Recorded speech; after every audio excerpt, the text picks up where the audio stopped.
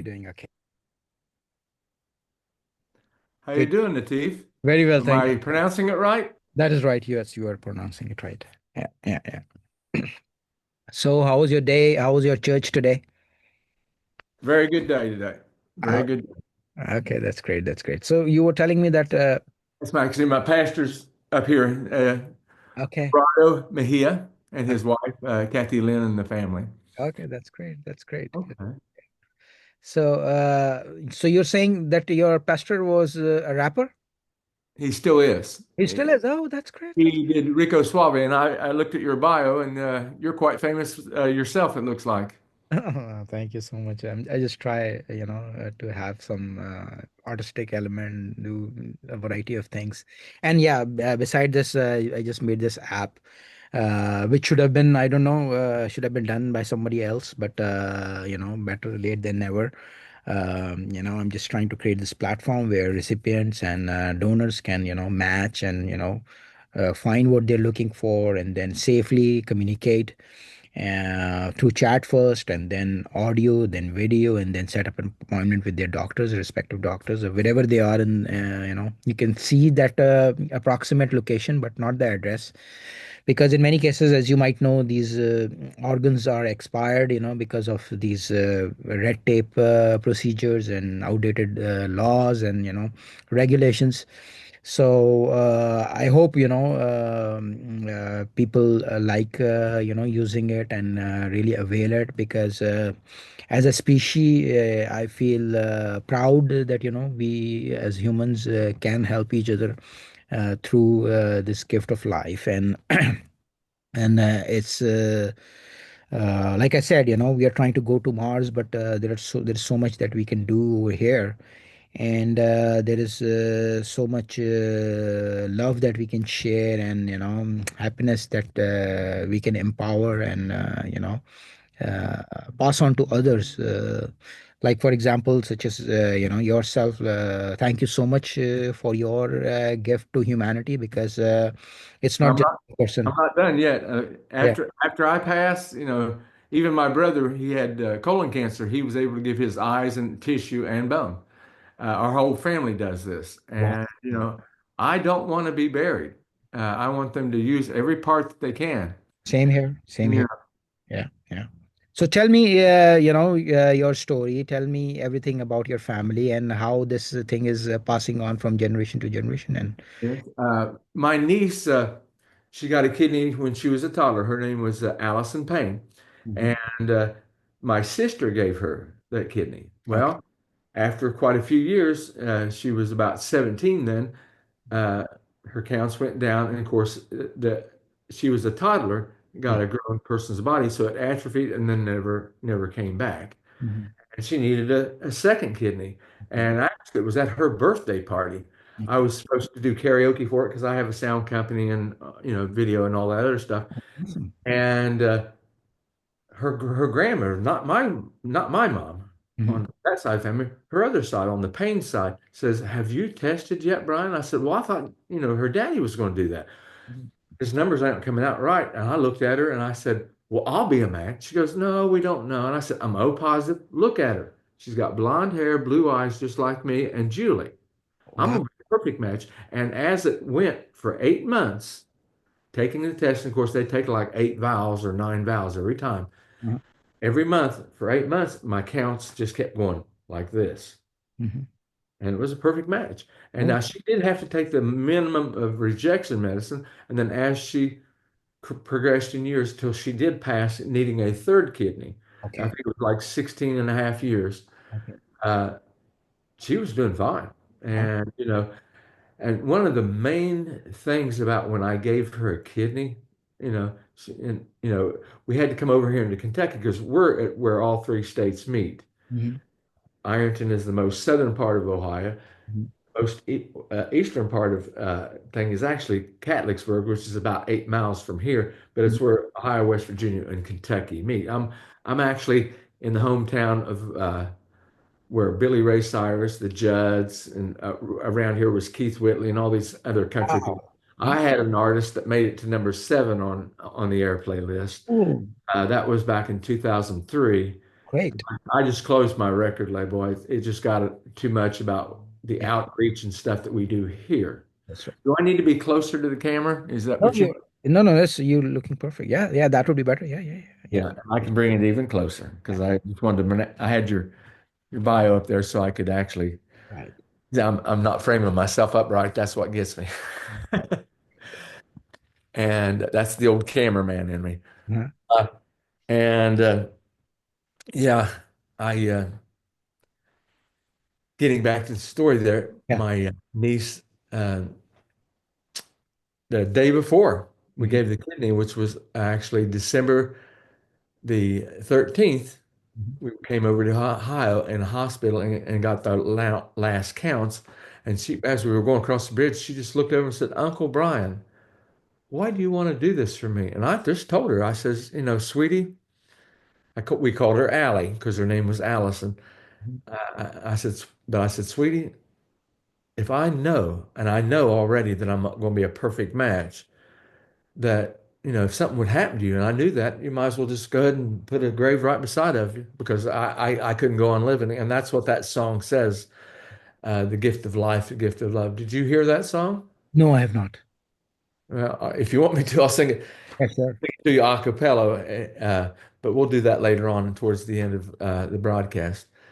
And, you know, And then, we went the next morning, drove 2.5 hours north to Columbus, Ohio, to the Ohio State Wexler Transplant Center. And I think that's the best one in the country because all the success rates I've seen and heard from that of actually in the States getting a kidney transplant. Mhm. And, the next day, went in there and everybody says, "Aren't you scared?" And my brother-in-law, right before I was getting under, he said, "Man, you're not scared of nothing." He said, "I'm scared of pain." Mhm. And he said, "Man, you're going to have it now." And I said, "No, you," because Mhm. his last name's Payne, Payne, Okay. Ine. It's a play with words. Yes, yes, yes. He just laughs, and of course, they'd already given me an injection, and they said, "Well, what do you want to do?" And I said, "I want to sing." Well, I sang "How Great Thou Art," and I got to about the second verse, and then of course I went out and I woke up, finishing that verse, and said, "Mr. Roberts, you need to wake up." And I looked at the doctor, and he said, "I said, how's Allie doing?" And he said, uh, "Allie's doing great. Before we even got her sewn up, she was passing clean urine." Wow. Oh, hallelujah. And he goes, "How are you doing?" And I said, "What's and of course, the anesthesia's there." I said, "Did you get the number of that truck that hit me?" So, and I refused to take the morphine. And of course, I went to sleep afterwards and then woke up like 11 o'clock that night. And it's like, if you don't take it when you're that much stuff, it's like your hair's on fire, your whole body's on fire. So I took that morphine only for that short amount of time, and then I never took the oxycodines they took. There were 30 of them they sent me home with, and I buried those with my niece because they after they started deteriorating. So I was always scared of anything opioids and stuff. Yes, yes, yes. Me too. Same here. Same here. Yeah. And they said, I called up because I needed to go see a friend of mine that was actually it's Ricky Lynn Gregg, a country used to be pop rock, and then he's country now. Mhm. Ricky Lynn Gregg in Huntington, West Virginia, which is only about 20 minutes from here. Oh, okay. So, all three states, we are Marshall. Right. So I actually went to Marshall University for broadcast journalism. Never was able to finish it, but I took that knowledge and I was on air DJ at the station's not there anymore. It's WCAK, the House of Murphy. This is your host, Brian Roberts. We're getting ready for the old time gospel hour. And after that, it's Oakland Avenue Baptist Church. We'll be live. Great. So Great. you Great. never lose that. Absolutely. You should not. Yeah, you should not because only of course, the formats have changed, but if you look at it, we are still doing the same thing. Basically, we are. Yeah. Yeah, it's just the new technology. And my always fear was being on camera. And this is my second interview. Somebody else did an interview, and I'm getting, I think, a little bit better at it. Now you're doing great, and being a cameraman comes handy because I'm also a cameraman. I Yeah. studied at New York Film Academy in Los Angeles. So by default, I'm also into, the rule of thirds and composition and frame and everything. I saw a picture of you at Second City, and I think I saw you on Saturday Night Live once. Is that correct? No, I was not on Okay, Saturdays. I thought that was you. No. So yeah, so I'm into production music as well, and music videos and advertising is my background. I've done lots of shows on radios in Pakistan, and appeared on every major television station over there as well.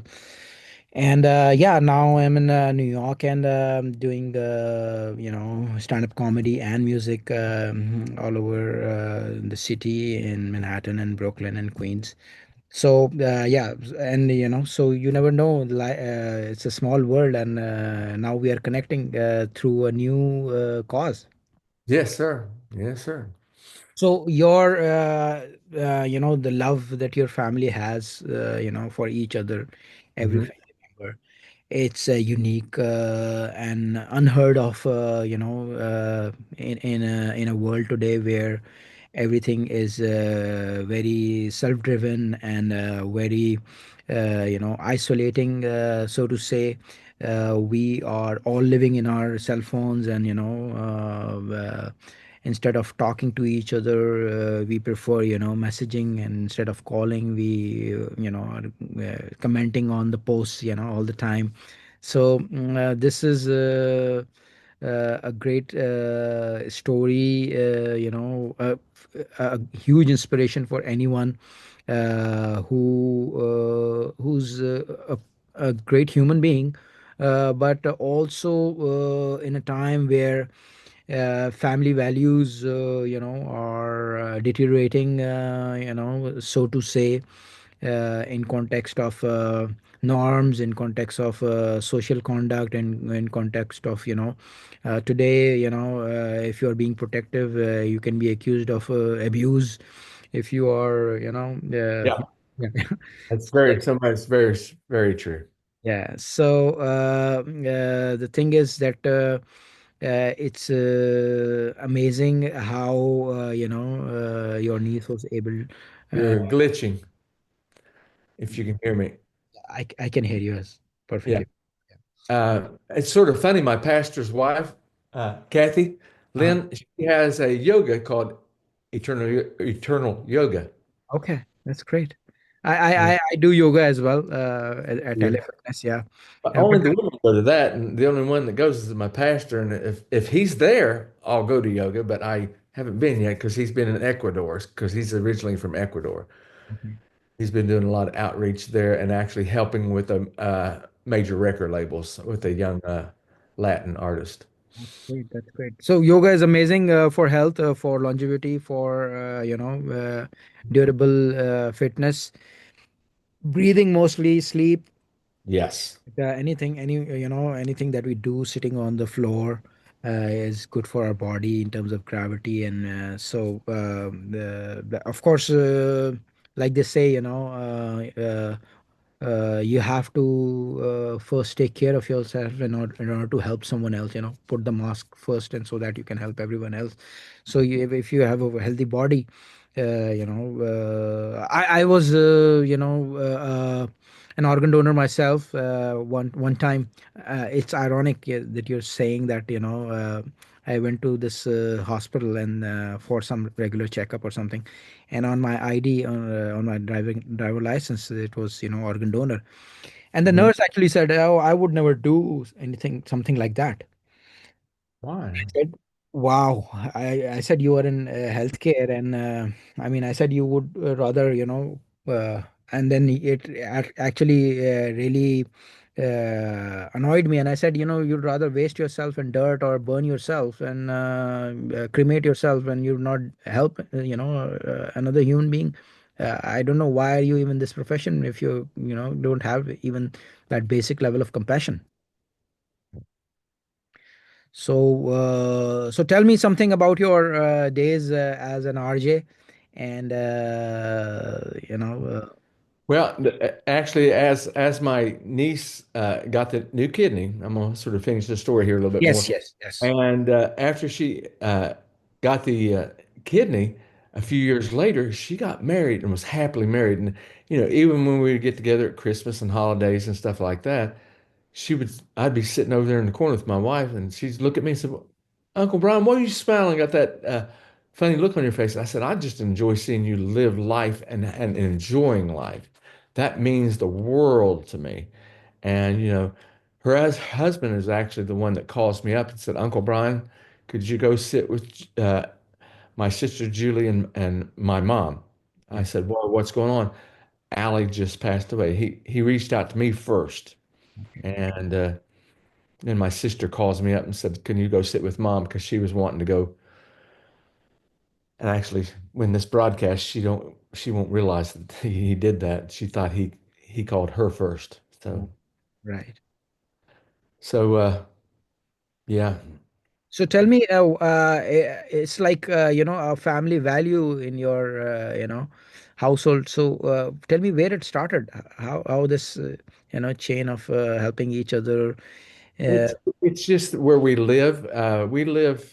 We have a very close family, and I have stepkids my age, and in a rural area like this, we're extremely close, and we actually help the homeless here. We do it, this is the foothills of Appalachia. And if you ever seen Hatfields and McCoys, you would understand the movie Hatfields and McCoys. It's all uh, big cities scare me. Now, I've been to New York, Mhm. actually, with my friend Peter Lippman, and went to Tenafly, New Jersey, and actually up in the what's that cliff? When you go across the George Washington Bridge, because I was in the Bronx area, and the Queens isn't very far from there. So in Fort Lee, near Fort Lee, Four Corners or four, Neck. yeah, yeah, in New York, yes, Yeah. because I was just right across the George Washington Bridge there. We didn't go down in Manhattan or anything like that. I didn't want to go down into that mess because Right. really you have to actually get an Uber or something like that. Right. Right. So, I or mean, take the subway. yeah, I mean, as much as the world is wired now, is like hardwired, people are running away from urban centers because the thing is, it has saturated, and there is so much disease over here, and there is so much pollution, and there is so much mental health crisis, and so much, Well, you still have that here. You yeah. still have that here. See, actually, my hometown, Ironton, Mhm. you'll be able to look it up in the map. We used to be the pig iron capital of the world, and underneath my property Mhm. is an iron ore mine. Okay. And then we used to have oil refineries, Marathon Oil, Ashland, and we had steel mills. We just closed a steel mill. It was called Armco. Okay. And, it's where we used to have a lot of pollution and coke. Mhm. Now, coke that we use is where you take coal and you heat it up to where it's red hot, and then you pour cold water on it, and it pops it just like popcorn. And it's used in iron ore furnaces, Okay. like lava, Right. Right. the lava stoves that we used to have. Yep. Like red hot. Yeah. Yeah. Yeah, I'm not sure how educated you are on that type. I know you're a doctor, but Yeah. I am a PhD doctor, so I'm not this kind of a doctor, medical doctor. what kind of doctor? PhD. Yeah, just a regular practitioner. No, just like a doctorate in image marketing. Oh, doctor in image marketing. Yes. Okay. So yeah, I mean, I totally agree with you, and with all this virtual economy and internet-based, remote working, the world is running away from urban centers and now going rural because Yeah. it's nothing but a concrete jungle. Over Yeah. there, and over here they feel relaxed, the air they breathe is clean, and the trees are making them feel close to nature, and then everything. That's why people in California go on trekking, because there is so much stress in the city, Yeah. all these cars and machines and malls, this chaos. And when you go into nature, it's like, a reboot, and you're connected with all these trees, and your nerves relax. And that's why they all have summer houses, or Yeah. so that they can connect with nature again.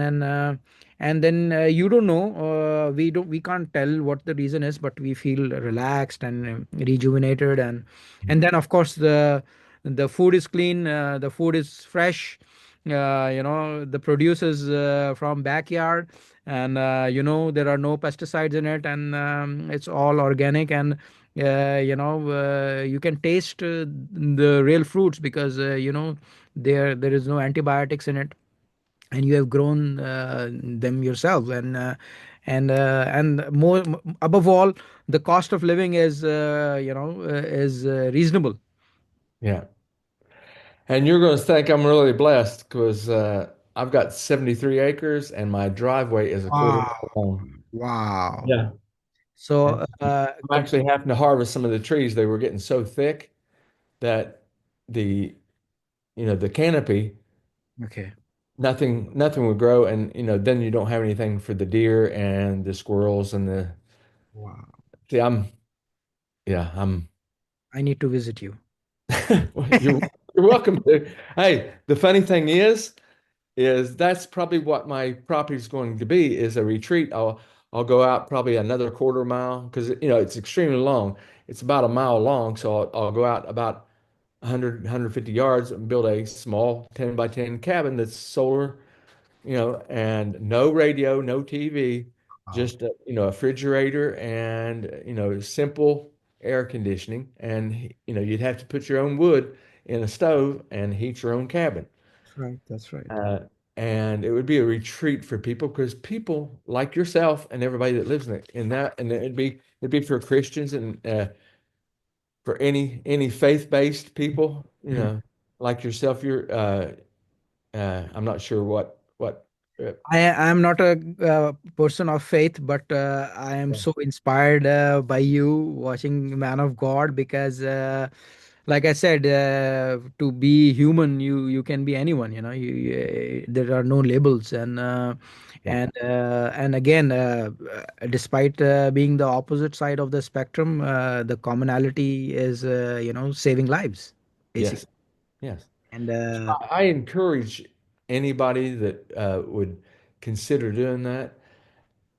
At least have it on your license that if something happened to you, but even after that, willing uh, your your organs, your tissue, your eyes, everything. And I give blood on a regular basis because I'm O positive, okay. and it actually is good for you to do that. Yes, yes, yes, yes. And I take care of myself now.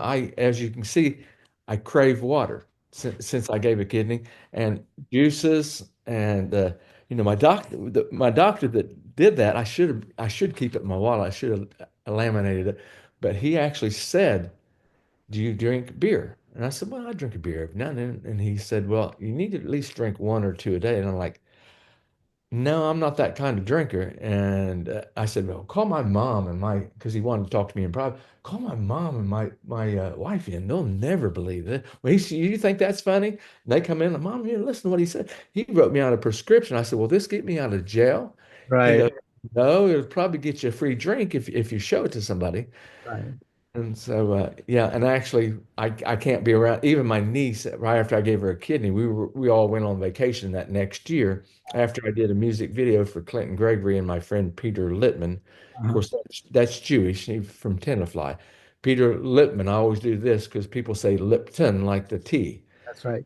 and it's a Lipman, Lippman, and went on vacation to. Well, it's not very far from you, Hilton Head, South Carolina. Okay. It's five.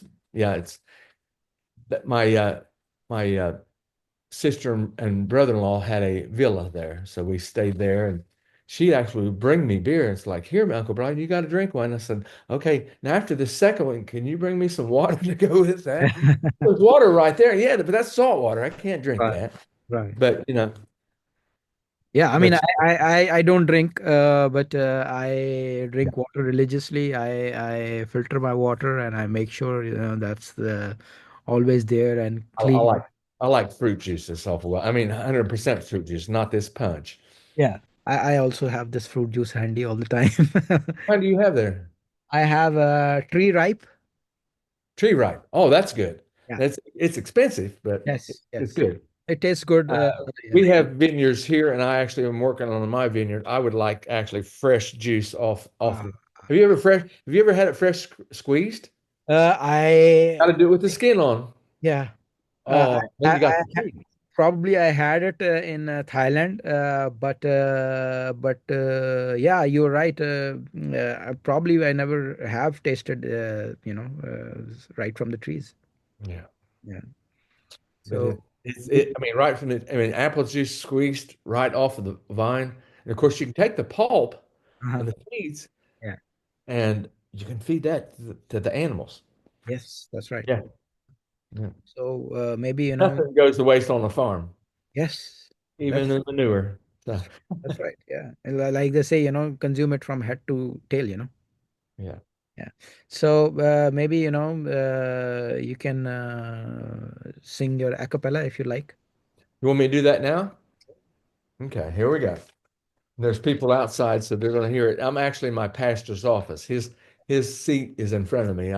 He told me, so no, bro. He said, sit in the seat and do it. And I'm like, no, that's your seat, man. You're the pastor. He goes, someday you'll be a pastor. I'm like, ooh, Lord's going to have to work hard on me. Okay, the name of the song is "The Gift of Life, the Gift of Love," and it was written by Billy Bruce. What he was wanting to do was do a interview with me on a local newspaper, and he actually was going to release it to the local TV station also. Okay, here we go. I don't want to be a hero. I just want to do what's right. So I'll pass along to you, making yours what once was mine. I can't go on living, knowing you could use it more. The Lord knows what He's doing. He's opened up a door. The gift of life, the gift of love. Precious blessings raining down from above. That's all we need. That's enough. The gift of life, the gift of love. Did you see your daddy's eyes when he said I was a match? Did you hear your mama crying? What could matter more than that? I know I'll go on living once my living here is through. I want to make a difference, and I'll do it all in you. The gift of life, the gift of love, precious blessings raining down from above. That's all we need, that's enough. The gift of life, the gift of love. Till you, I didn't know my life could mean so much. Now I have to wonder how many more we can touch. The gift of life, the gift of love, precious blessings raining down from above. That's all we need. That's enough. The gift of life, the gift of love, the gift of life, the gift of love. There we are. Thank you very much. Wow, wow, amazing. I A was friend of mine, a friend of mine did that, and he's a country music artist and very well known. And he put his music. I, of course, like his version better.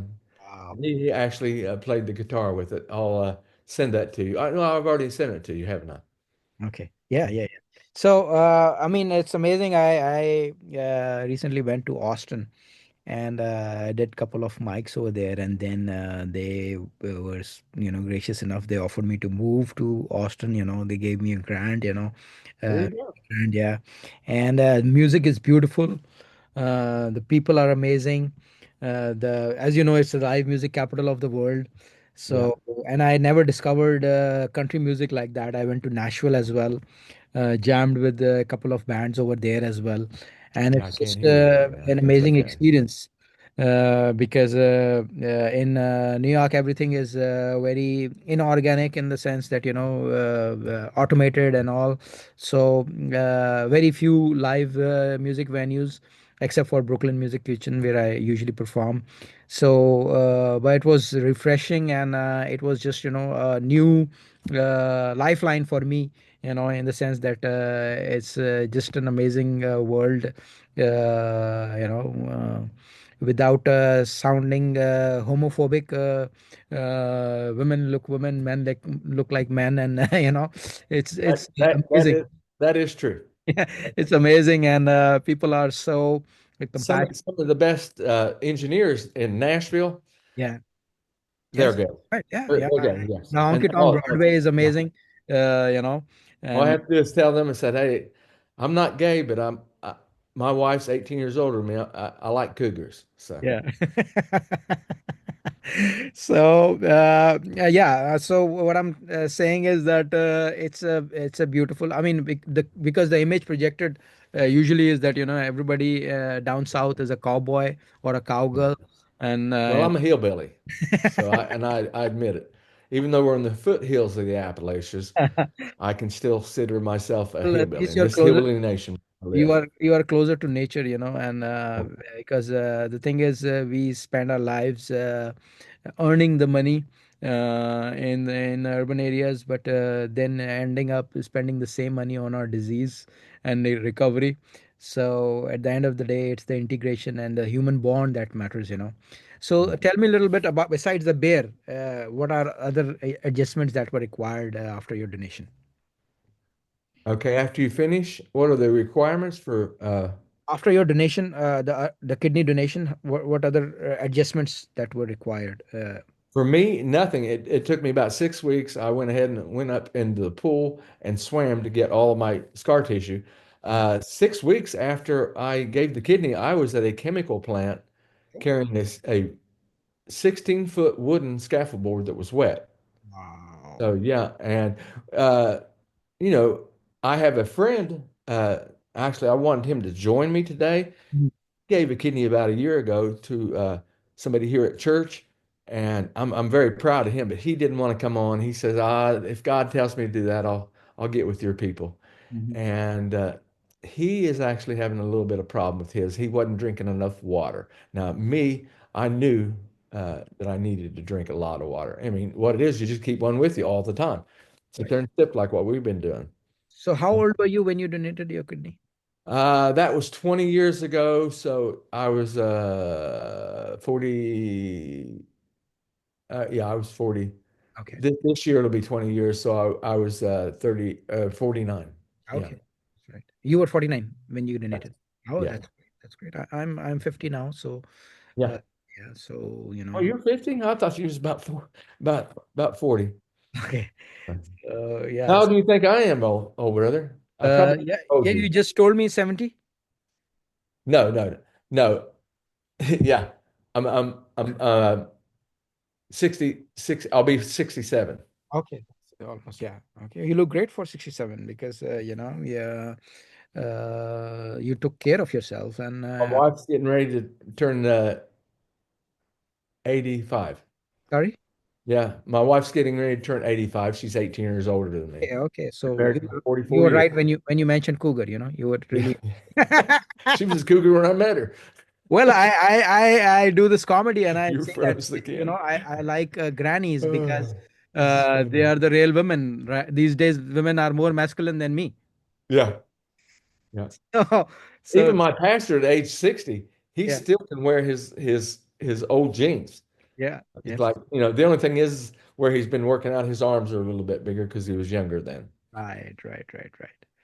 So yeah, so tell me, because again, you are the unsung hero, and tell me any message that you would like to like people to know about your journey, and what do you want to share? Any message? Because the reason of this podcast is to Encourage. electrify others, to program others to do the right thing, and to participate in this noble cause. Yeah. Just like the song says, I know there's a lot of people out there that want to do what's right. And the right thing is everybody, everybody. I don't care, you know, what somebody else says, we are promised from the great creator. Mhm, Okay. The great creator can be God to you. It could be Allah. It could be whoever, but we all have the same great creator. mhm, Okay. And the great creator promised us that we're going to have a new body. We're going to have a if you want to call it heaven, you want to call it Xanadu, or you want to call it whatever. But when we pass, we're going to have a new body. This is just a temporary shell. mhm, So you need to leave parts of your body, if not your whole body, to somebody else mhm. because we have the technology. We can do this. We can rebuild you. We can make other people $6 million man Right, or $6 million woman. right, yeah. So, have it on your license. If something happens to you in a car accident, they'll take that out and they'll immediately take your body and go harvest it. Mhm, Also, you can be registered. mhm, Okay. And I'm both. And I've already let my son know and let your family members know. Have it in your will mhm. that you want it passed on. That's right. We're running out of cemetery room. That's right. You That's true. know, they can keep your urns on the shelf or have it buried, cast them out, put them in your favorite place. See, that way you're always there. If you want a headstone somewhere, there can be headstones, and we can make roads out of headstones. That's right. That's right. You know what I mean? And I would go visit on Route 60. He's buried right here. You know, and leave nature to nature, not take up nature. You That's know, in a field somewhere. right. But that's my point of view. Everybody has their own point of view. But yeah, and if you're considering being a live donor like I was, hey, 2 weeks after that, you'll be a little bit sore. 3 weeks later, you'll not be sore, but you'll have a badge I have a badge of pride. I mean, I've lost a lot of weight. I've told the people at the transplant center because they're going to trim my belly up. Mhm, They already told me that mhm. where I gave the kidney because that's a part of taking care of the living donors. Right. I said, you got to leave a scar there. And I was thinking, well, we got to take that off because we're going to cinch all that up and you'll have a cross thing. And I said, man, you got to leave the upright one because he goes, well, what I'm going to end up doing is that they have to take the old scar off. I'm going to put a tattoo there that says on the left side that I gave, and I'm not a tattoo person, but I'll put it on there enough to let them know that that's the kidney that I gave to my niece. Correct. And all parts are accessible after I'm gone. So That's right. That's right. originally I was going to put a tattoo of Mick Jagger on my behind, and the medical students could have fun with that. So Right. Right. yeah, That's somebody, in medical school, it's all serious, and then hey, the donor says you got to turn them over, and it turns it over, kiss my behind. right. But I've changed my mind on that. That was sort of crude. So. Right. Yeah. But don't be afraid. I mean, you'll be a little bit sore, but you'll have the peace of our, great creator looking down on you. And me, it's God and Jesus and the Holy Spirit. Just pray about it to your great creator. Yes.